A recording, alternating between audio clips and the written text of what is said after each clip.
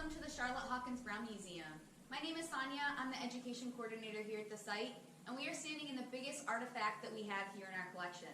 This is Dr. Brown's home, Canary Cottage. She had this house built for her specifically in 1925, and it's where she lived here on the campus of Palmer Memorial Institute.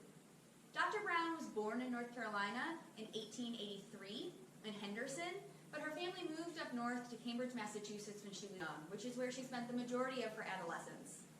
She moved back down to North Carolina when she was 18 because she got a job offer through the American Missionary Association to teach at the Bethany Institute, which is at the Bethany Church across the street from the site today. That school closed within the year, so Dr. Brown, when she was 19, in 1902 decided to move across the street and open up Palmer in a converted blacksmith shop.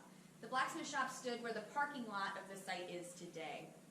So Dr. Brown had this home built. It's a pretty big home. It's a 4-bedroom, 2.5-bath home, just under 3,000 square feet. It had modern electric and indoor plumbing when it was built in 1925, which the rest of the town of Sedalia didn't have completely until the 1960s.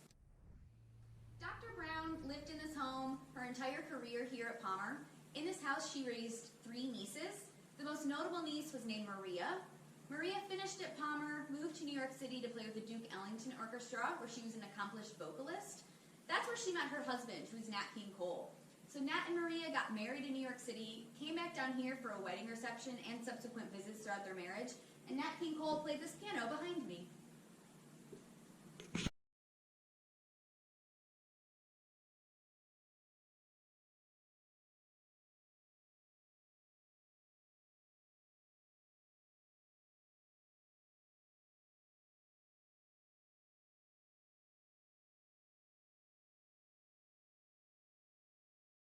We are standing in Dr. Brown's study.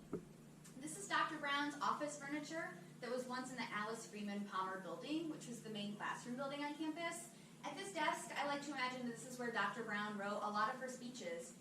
She wrote hundreds of speeches, she wrote 2 books, she even wrote a hymn, and she traveled all across the country and all across the world giving speeches on things like women's rights and suffrage. She spoke out against police and court bias against African American men. She was campaigning on behalf of workers and immigrants, so she was a really progressive woman for her time. We're here in Dr. Brown's living room, right in front of her mantle. The photos above the fireplace are some of my favorite things in the house. This is a photo of Dr. Brown getting one of her 4 honorary doctorates. She received 4 honorary doctorates and 3 honorary master's degrees in her lifetime. This is a photo of Dr. Brown's mother, Carrie. Carrie ran a boarding house in Cambridge, Massachusetts after she moved the family up when Dr. Brown was young. She also ran a laundry business. This is Dr. Brown's grandmother, Rebecca. Rebecca was born enslaved in Vance County, North Carolina, on the Hawkins plantation. She had somewhere between 17 and 21 children. Upon her emancipation, she was able to purchase vast tracts of land. She also ran a laundry business and was a midwife. When she died in 1900, her obituary read what an incredible businesswoman she was and what a pillar of the community she was, how deeply she'd be missed. So to see that written about any woman in 1900 is really impressive. To see it written about an African-American woman in the South is especially impactful. Dr. Brown never knew her biological father, so she really credited her mother and her grandmother with her spirit and her independence. Here we are in Dr. Brown's dining room. Dr. Brown often had a student live in Canary Cottage with her that would serve as a waitress and help serve guests when she had them over for dinner. Some of the people that sat around this table with Dr. Brown were visitors such as Harlem Renaissance poet Langston Hughes, Mary McLeod Bethune, James Weldon Johnson, Eleanor Roosevelt, and Oscar de Priest.